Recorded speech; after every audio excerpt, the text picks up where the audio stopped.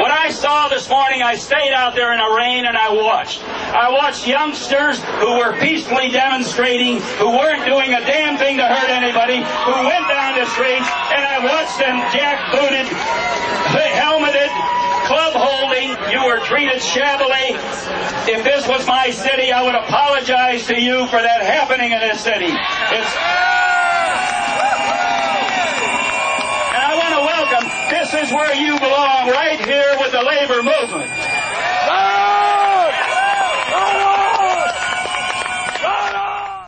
Then the rally ended, and then there was no march. Come on down! Come on downtown! Shut it down! There was such a sense of disappointment at that point that we weren't actually going to challenge this no protest order. So some of us got together and organized a follow-up march. We went from the pier, climbed the Pike Street hill, climbed there up towards downtown.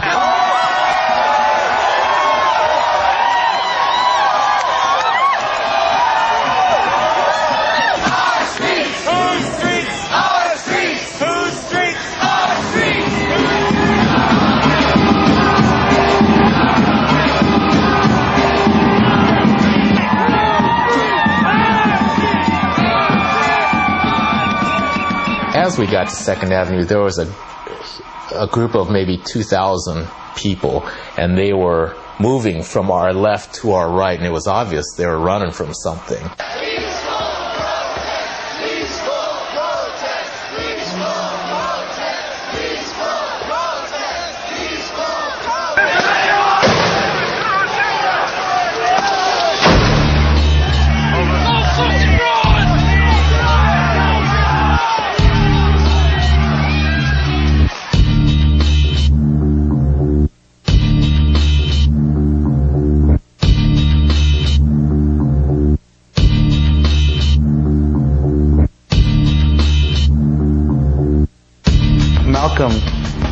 Once said that the riot is the voice of the people. You know, and this wasn't a riot by any means of the word, but it was a manifestation of the people's voice. And the response by the police department was one of the most significant turning points. It told everybody that all of you are slaves, and you better get back in your...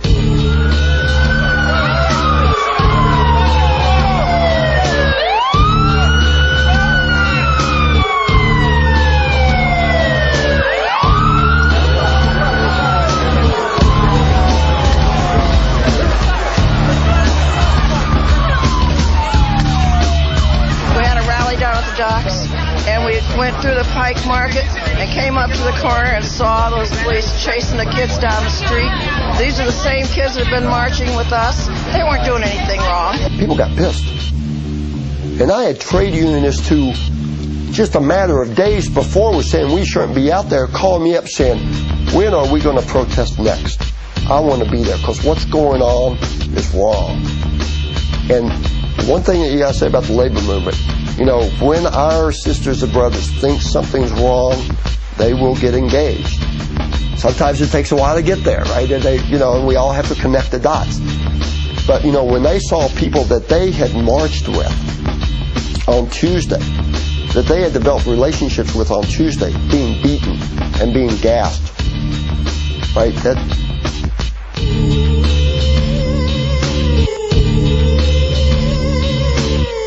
I'm just so ashamed of my country right now. I'm crying because I got pepper gas, but I'd cry anyway. I mean, It radicalized a lot of people to see that when push came to shove, that they were totally willing, in fact, had a blueprint for making war on their own people.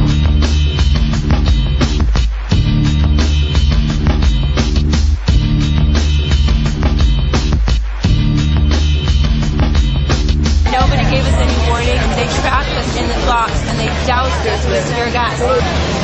I have a 7-year-old child. I'm out here to voice my opinions on how we should protect our environment.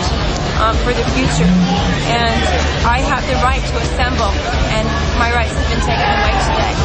They have a letter from Nick Licata, who's a councilman, saying that she is no threat to the public and that she has the right to freely walk the streets in the city of Seattle, and she is showing that to the police now, that Nick Licata says she should be able to walk the streets.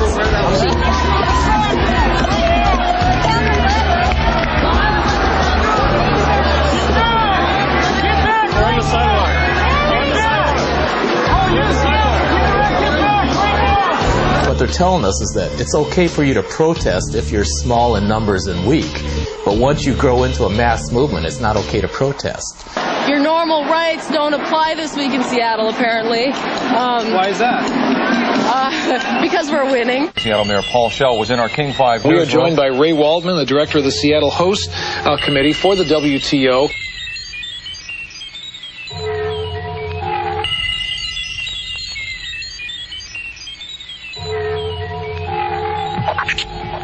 Police Chief Norm Stamper talked to reporters. Mayor Paul Schell, Police Department defends its methods. Seattle Police Department. Pam McCammon joins us on the telephone right now. She is with the Seattle Police Department. Obviously, we feel that we have handled things very well, even though some people decided to be violent. Still, we have been and done things correctly. We have not made mistakes. How many civilians were injured? Less than 20. A democracy such as ours is tested on a routine basis. Obviously, we are witnessing that here on the streets of Seattle as certain rights may or may not be taken away due to the situation at hand. Certainly, in the face of intense provocation, our police officers responded very, very effectively. We too share in the anguish and the pain to see windows boarded up at dozens of businesses. And you need to help us with that, because if they see themselves being made heroes or victims, then we are sending the wrong messages. The cops just started running at us all of a sudden with canisters. I guess it was pepper spray, and just attacking the crowd. How do you feel right now? A lot better. I'm pretty calm. My eyes hurt, and I can't really open them without a lot of pain. Well, good luck, Natalie. You've got your eyes shut. You can't see anything. That's pretty much the story for people who are getting in the way down here. What can I do? I would stand on the side of the street. Stay out of the way now. Anyone who wants to stand down here and be in the way, I guess they're inviting trouble upon themselves.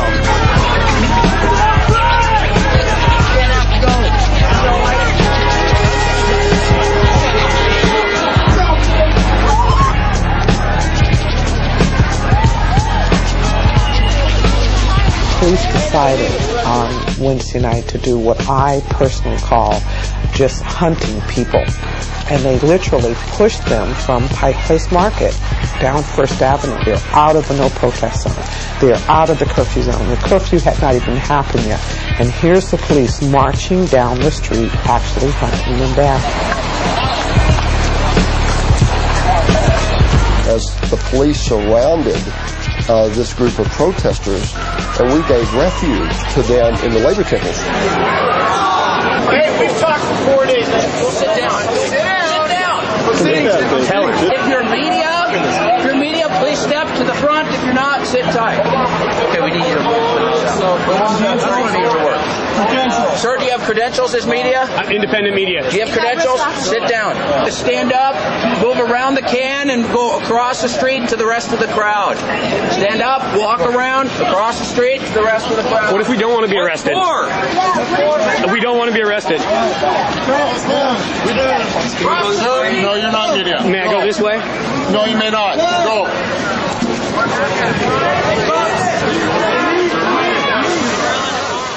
They just arrested people. And we had people that did nothing but come out of the Labor Temple building and followed the instructions that were given by the police that ended up in jail. So, and at that point we said enough is enough.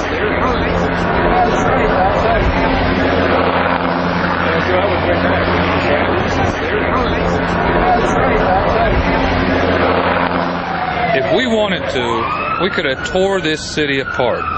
There was 50,000 people in the streets yesterday, and a handful of people broke a handful of windows. And now they're taking the peaceful protesters that are out here and treating them really wrong, it's wrong. They should realize that if we wanted to raise hell out here, it could have happened. From a Cold War militarization that threatened humanity with one blow, we have moved to the militarization of every aspect of life. A militarization that threatens humanity with many blows, in many places, and in many ways. National armies created to defend against foreign enemies.